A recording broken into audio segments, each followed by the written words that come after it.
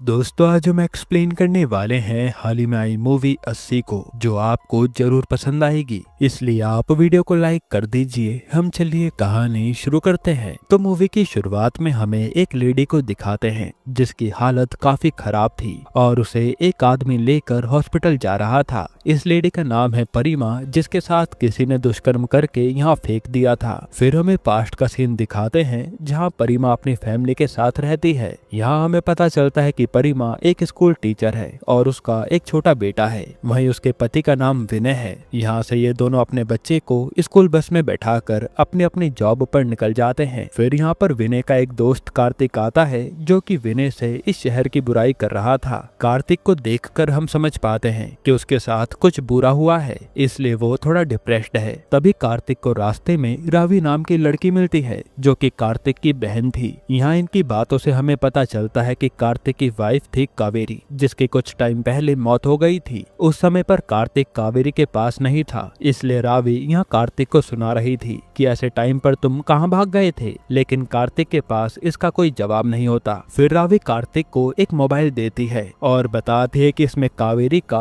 कार्तिक के लिए last message है। तब ये फोन लेकर कार्तिक वहाँ से चला जाता है। फिर हम परिमा को देखते हैं जो अपने स्कूल में किसी कलीग की फेयरवेल पार्टी एंजॉय कर रही थी। तभी वहाँ विनय आता है और वो देखता है कि परिमा काफी डांस कर रही है, इसलिए वो कहता है कि तुम अपने दोस्तों के साथ एंजॉय करो, बाद में घर आ जाना, मैं जब तक घर जाकर खाना बना लेता हूँ। ये कहकर वो चला जाता है। अब फंक्शन खत्म होने के बाद जब परिमा घर जा रही होती है तभी एक कार आकर उसके पास रुकती है, जिसमें से कुछ लड़के परिमा को अपनी कार में खींच लेते हैं और फिर एक के बाद एक वो लड़के परिमा के साथ बहुत ही घिनौने तरीके से दुष्कर्म करते हैं, जिसके बाद वो परिमा को रेलवे फाटक पर फेंक कर वहाँ से भाग जाते हैं। फिर ये लोग एक जगह पर गाड़ी रोकते हैं और अपने अपने कपड़े जलाकर निकल लेते हैं। अब अगले दिन परिमा को एक आदमी देखता है और उसे हॉस्पिटल लेकर जाता है। ये वही सीन है जो हमने मूवी की स्टार्टिंग में देखा था। जिसके बाद विनय को भी बुलाया जाता है और ये सच्चाई जानकर तो विनय के होश उड़ जाते हैं। फिर पुलिस वाले परिमा का बयान लेते हैं, जिसके बाद उन्हें वह कार मिल जाती है जो कि लड़कों ने कहीं रोकी थी और सीसीटीवी कैमरा की मदद से उन लड़कों को भी पकड़ लिया जाता है। पर यह केस इतना आसान नहीं था। फिर हम विनय को देखते हैं जो समझ नहीं पा रहा था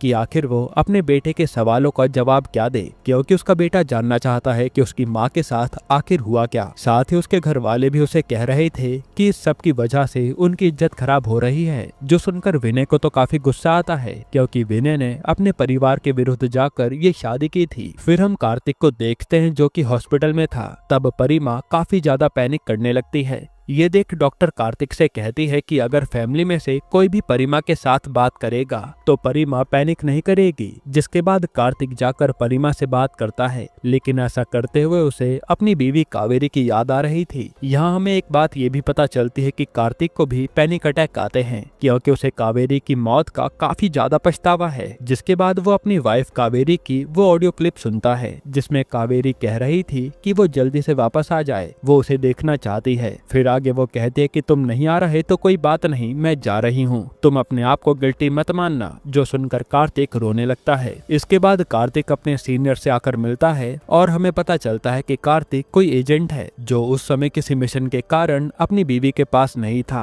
और असल में कावेरी को किसी कार ने उड़ा दिया था। लेकिन जब सीसीटीवी चेक किया तो पता चला कि उस कार में नंबर प्लेट ही नहीं थी, जिसके कारण उन लोगों का कभी पता नहीं चल पाया। हालांकि यहाँ कार्तिक के सीनियर उसे समझाते हैं कि आखिर वो कब तक यही सब सोचता रहेगा, लेकिन कार्तिक समझ नहीं पाता। अब अगले दिन कार्तिक रावी के पास आता है जो कि लॉयर है और ये कावेरी भी लॉयर थी जिसकी रावी असिस्टेंट थी। यहाँ पर कार्तिक रावी को बताता है कि विनय मेरा दोस्त है और मैं चाहता हूँ कि तुम उसका केस लड़ो, जिस पर रावी पहले से ये केस पढ़ रही थी, इसलिए वो मान जाती है। फिर अब कोर्ट केस शुरू हो जाता है जहाँ पुलिस वालों ने इन चारों अपराधियों को पकड़ लिया था। तब यहाँ अपोजिशन लॉयर का कहना था कि ये चारों निर्दोष हैं। फिर यहाँ लॉयर कहानी बताता है कि ये कार लेकर एक शादी में जा रहे थे, लेकिन इस कार को किसी ने चोरी कर लिया था, जिसकी कंप्लेन भी इन्होंने फाइल की है। इसलिए इस कार में जो कुछ भी हुआ है इससे इन लड़कों का कोई भी लेना देना नहीं है। अब यहाँ पर हम देखते हैं कि उन लड़कों में से एक लड़का जिसकी वो कार थी, उसके पापा का नाम दीपराज था। वो यहाँ कोशिश कर रहे थे कि कैसे भी करके इन लड़कों को बेल मिल जाए, क्योंकि दीपराज की बेटे की शादी है और भाई का होना जरूरी है। वहीं हम देखते हैं कि परिमा के डीएनए सैंपल के साथ उन लड़कों के डीएनए सैंपल्स मैच नहीं हो रहे थे। ये देखकर रावी कोर्ट से कहती है कि मुझे फिर से टेस्ट करवाना है। ये सुनकर जज भी उसे परमिशन दे देती है और इन चारों को बेल नहीं मिलती। जिसके बाद रावी परिमा से बात करती है तो परिमा उसे बताती है कि उस समय कार में 4 नहीं बल्कि 5 लड़के थे, एक ड्राइवर और बाकी पीछे जबरदस्ती करने वाले। यहाँ परिमा बताते हैं कि वो ड्राइवर सबसे कह भी रहा था कि वो लड़की को जाने दो, लेकिन किसी ने उसकी बात नहीं सुनी। अब यहाँ काव्य को पता चलता है कि 5वें लड़के का नाम समीर था, इसलिए वह पुलिस को इन्फॉर्म कर देती है और पुलिस वाले फिर से उन लड़कों से पूछने लगते हैं कि समीर कौन है, लेकिन कोई भी लड़का समीर के बारे में कुछ नहीं बताता। जिसके बाद अगली हियरिंग में रावी कोर्ट को बताती है कि उस कार में 4 नहीं बल्कि 5 लोग थे। फिर रावी पूछती है कि अगर इन लड़कों की कार चोरी हो गई थी तो फिर ये शादी में पहुंचे कैसे? जरूर इन्होंने किसी से लिफ्ट ली होगी, मुझे उसका प्रूफ चाहिए। साथ ही वो कहते कि इन लड़कों ने जिस पुलिस स्टेशन में कंप्लेन फाइल की थी वहाँ की कोई सीसीटीवी रिकॉर्डिंग भी नहीं है, तो इनकी बातों पर यकीन कैसे करें?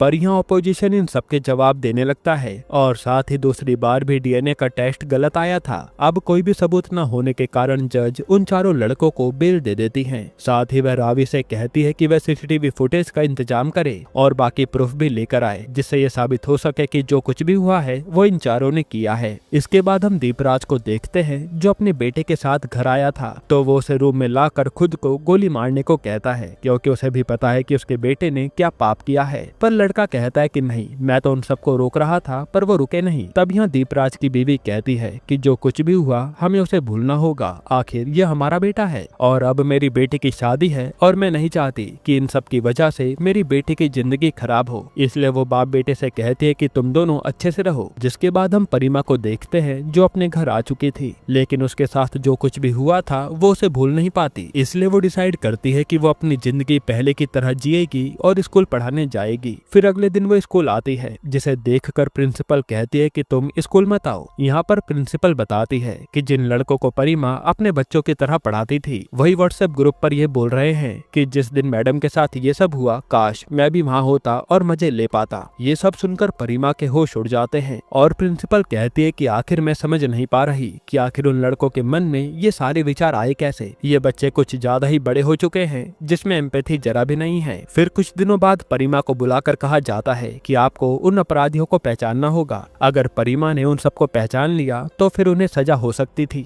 लेकिन जब परिमा वहाँ पर आती है और उनकी आवाज सुनती है तो उसे कुछ भी याद नहीं आता और वो कंफर्म नहीं हो पाती कि ये चारों वही लड़के हैं। असल में परिमा उस ट्रॉमा से निकल ही नहीं पा रही थी, इसलिए वो उन्हें पहचान नहीं पाई। फिर हम कोर्ट का सीन देखते हैं जहाँ रावी कोर्ट को बताती है कि मैं पुलिस वालों के पास गई थी उस सीसीटीवी फुटेज को लेने के लिए, लेकिन मुझे सीसीटीवी फुटेज नहीं मिला। तब जज पुलिस वालों को वार्न करती है कि वो फुटेज लेकर आए। वहीं हम परिमा के बेटे को देखते हैं जो अक्सर अपनी माँ के साथ कोर्ट हियरिंग में आता था और वो बेचारा ये सब देखकर बस उलझन में था। जिसके बाद हम एक आदमी को देखते हैं जो छाता लेकर उन 4 लड़कों में से एक लड़के की कार में जाता है और फिर बंदूक की नोक पर उस लड़के को साइड में ले जाकर उसे जान से मार डालता है। अब अगले दिन जब ये बात बाकी 3 लड़कों को पता चलती है तो वह काफी ज्यादा डर जाते हैं और किसी को भी समझ नहीं आ रहा था कि आखिर ये मर्डर किया किसने। हालांकि लोगों का कहना था कि जिसने भी ये किया है बहुत अच्छा काम किया है, क्योंकि जो भी लड़कियों के साथ इस तरह की हरकतें करता है उसे इस तरह से मारा जाना चाहिए। वहीं ये सब देखकर रावी का कहना था कि किलर को इस तरह से किसी को मारने का कोई हक नहीं है। अगर ऐसा ही चलता रहा तो फिर लोग एक दूसरे को मारते ही रहेंगे। अगर किसी लड़के ने किसी लड़की के साथ गलत काम किया है तो उसे कानूनी सजा होनी चाहिए। इसलिए वह चाहती थी कि कोई परमानेंट सॉल्यूशन लिया जाए ताकि आइंदा कोई भी लड़का ऐसी हरकत ना करे। हालांकि रावी जब इस वीडियो को सोशल मीडिया पर पोस्ट करती है तो उसे काफी ज्यादा ट्रोल किया जाता है। फिर एक दिन रावी को पता चलता है कि पुलिस वाले ही कुछ सबूतों के साथ छेड़छाड़ कर रहे हैं, यानी उन्हें खरीदा जा चुका है। अब ये देखकर रावी एक पुलिस वाले संजय को इस बारे में काफी कुछ सुनाती है, क्योंकि संजय रावी के साथ इस केस में काम कर रहा था। जिसके बाद हम दीपराज और अपोजिशन लॉयर को देखते हैं जो कि आज रावी से मिलने आते हैं और दीपराज कहता है कि उसके बेटे ने कुछ भी नहीं किया है, इसलिए वह चाहता है कि उसका बेटा इन सब से बाहर निकले। जो देखकर रावी दीपराज से कहती है कि अगर आपका बेटा सरकारी गवाह बनेगा तो उसे कम से कम सजा दिलवाऊंगी, वो भी केवल 2.5 साल की। जिस पर दीपराज मान जाता है, क्योंकि रावी भी जानती थी कि दीपराज के बेटे ने सबको मना करने की कोशिश की थी। जिसके बाद हम दीपराज के बेटे को देखते हैं, जो आज अपनी गर्लफ्रेंड से मिलने पब में आता है, लेकिन तभी वहाँ पर एक आदमी उसे भी मार डालता है। फिर हम कार्तिक के बॉस को देखते हैं, जो कि रावी से मिलने आया था,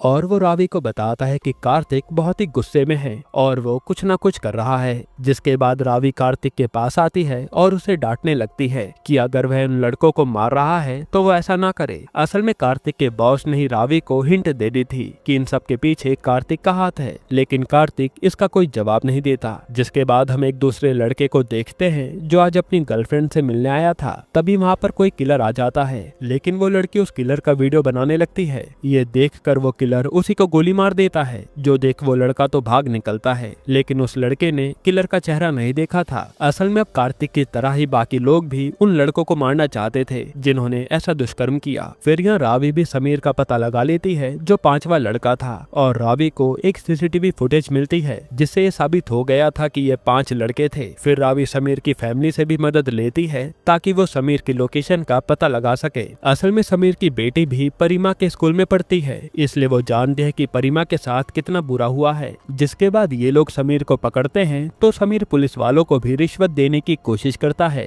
लेकिन इस बार संजय रिश्वत नहीं लेता और समीर को पुलिस स्टेशन ले आता है। अब इसके बारे में जब सीनियर को पता चलता है, तो वो संजय को काफी डांटते हैं और कहते हैं कि अगर तूने फिर से मेरी बात नहीं सुनी तो मैं तुझे एक्सपोज कर दूंगा कि कैसे तूने अपनी जेब भरी है। लेकिन इस बार संजय कोई जवाब नहीं देता। फिर हमें कोर्ट का सीन दिखाते हैं, जहाँ हियरिंग होने वाली थी, लेकिन उसी समय रावी पर कोई इंक फेंक देता है, क्योंकि रावी ने वीडियो बनाई थी कि दुष्कर्म करने वालों को ऐसे नहीं मारना चाहिए, उनके लिए कानून है। अब ये सब होने पर रावी के होश उड़ जाते हैं, लेकिन इसके बावजूद वो केस के लिए आती है और यहाँ पर अब परिमा को अपना बयान देना था। लेकिन ऑपोजिशन लॉयर उससे काफी सारे घिनौने सवाल पूछता है, जैसे कि उसकी स्कर्ट किसने खींची और उसे किसने पकड़ा था वगैरह वगैरह, जो किसी भी लड़की के लिए सबसे दर्दनाक सवाल होंगे। लेकिन परिमा वो सारे जवाब देती है और कहती है कि अब मुझे लग रहा है कि शायद उसमें मेरी ही गलती थी, जो उस रात में अकेली जा रही थी, क्योंकि लड़कियों का ऐसे अकेले जाना सही नहीं है। जो सुनकर सब शर्मसार हो जाते हैं। वहीं रावी कोर्ट को कहती है कि भले इन लड़कों की कार चोरी हो गई थी, लेकिन कार चोरी होने के बाद जो फुटेज था, जहां इन लड़कों ने पुलिस स्टेशन में जाकर कार चोरी होने की कंप्लेन दी थी, वहां की फुटेज गायब है। और जब वह चेक करने की कोशिश की तो पुलिस वालों का कहना था कि तब लाइट चली गई थी, इसलिए वो सब रिकॉर्ड नहीं हुआ। जिसके बाद ये लड़के शादी में कैसे पहुंचे, इसका भी कोई एविडेंस नहीं है। साथ ही इन लड़कों की जो शादी में फोटो है वो सुबह की है, मतलब ये रात भर कहाँ थे किसी को नहीं पता। ये सब कहने के बाद रावी उन लड़कों के घर वालों को बुलाती है और उनसे पूछने लगती है कि उस रात वो दोनों आपस में क्या बात कर रहे थे। असल में दीपराज के पापा ने एक दूसरे लड़के के पापा को कॉल किया था और इन लोगों ने 4 मिनट तक बात की थी, लेकिन रावी के पूछने पर उस लड़के के पापा कोई जवाब नहीं दे पाते। इसी तरह से रावी इन लोगों को अपने सवालों के जाल में फंसा लेती है। जिसके बाद रावी संजय को बुलाती है और पूछती है कि आखिर इन लड़कों के सैंपल्स परिमा के डीएनए से मैच क्यों नहीं हुए। तो संजय बताता है कि जब उन्हें परिमा के सैंपल्स मिले थे तभी उन्हें पैसे मिले और इन्होंने उस सैंपल को डिस्ट्रॉय कर दिया, इसलिए इन लड़कों के सैंपल कभी भी परिमा से मैच नहीं हुए। ये सब सुनकर तो जज के होश उड़ जाते हैं। यहाँ तक कि संजय उन लोगों के नाम भी ले लेता है जिन्होंने केस में पैसे खाए हैं, जो सुनकर जज भी कहते हैं कि इन सारे पुलिस वालों पर एक्शन लिया जाएगा। फिर हम कार्तिक को देखते हैं, जिसके सीनियर उसे समझाते हैं कि तुम्हें ये सब नहीं करना चाहिए और इन सब के लिए कानून है, वो सबको सजा देगा। तब ये सब सुनने के बाद कार्तिक को भी लगता है कि उसे खुद को पुलिस के हवाले कर देना चाहिए, इसलिए वो पुलिस स्टेशन जाकर सरेंडर कर देता है। इधर रावी समीर की बेटी को कोर्ट में लाती है और समीर की बेटी बताती है कि उस रात पापा घर लेट आए थे और रात को वो अपने कपड़े जला रहे थे, साथ ही उनके चेहरे पर निशान भी थे। ऐसा लग रहा था कि किसी ने नाखून से उन पर वार किया है। ये सब सुनकर तो लॉयर समीर की बेटी पर ही ऊट पटांग इल्जाम लगाने लगता है। फिर लॉयर समीर की बेटी से पूछता है कि क्या तुम्हें लगता है कि तुम्हारे पापा ने ये सब काम किया होगा। इस पर समीर की बेटी कहते कि मुझे इस बारे में नहीं पता, लेकिन पहले भी उन्होंने ये काम किया है, वो भी मेरी माँ के साथ। ये सब सुनने के बाद रावी कोर्ट को बताती है कि 13 साल पहले समीर की जो अभी वाइफ है उसके साथ समीर ने यही दुष्कर्म किया था। जिसके बाद जब ये केस कोर्ट में गया तो मामला निपटाने के लिए समीर ने शादी का प्रस्ताव दिया और इस तरह से एक लड़की के साथ जिसने गलत किया था वही आदमी उसका पति बन गया और आज उसकी बेटी उसे पापा कहती है, जो किसी भी औरत के लिए सबसे दर्दनाक चीज है। आगे रावी बताते हैं कि कई सारी लड़कियों के साथ ऐसे इंसाफ किया गया है, लेकिन क्या ये सच में कोई इत्तेफाक है। साथ ही वो कहती है कि हर दिन करीब 80 लड़कियों के साथ दुष्कर्म होते हैं पर कभी भी लड़कों को सजा नहीं मिलती। इसलिए वो गुहार लगाती है कि इन लड़कों को ऐसी सजा मिलनी चाहिए कि आगे कोई भी लड़का ऐसा करने के बारे में 10 बार सोचे। तब यहाँ सारे सबूत देखने के बाद जज ये फैसला सुनाते हैं कि जो ये 3 लड़के बचे हैं इन्हें सजा दी जाएगी क्योंकि इन्होंने ही वो घिनौना अपराध किया है। ये देखकर रावी और परिमा को खुशी होती है कि इन्हें इंसाफ मिल गया। जिसके बाद रावी जैसे ही बाहर निकलती है तो उसे पता चलता है कि कार्तिक ने सरेंडर कर दिया है। लेकिन जब उसे कोर्ट लाया जा रहा था तभी वहाँ दीपराज जाकर कार्तिक को गोली मार देता है क्योंकि कार्तिक ने दीपराज के बेटे को मारा था। ये देखकर रावी कार्तिक के पास आती है लेकिन कार्तिक की तब तक मौत हो गई थी। यहीं पर ये मूवी खत्म होती है। दोस्तों अब आपको इसके अलावा कौन सी मूवी का एक्सप्लेनेशन चाहिए हमें कमेंट में बताइएगा। बाकी अगर आपको हाल ही में ये कमाल की मूवी देखनी है तो आप ये वीडियो देख लीजिए।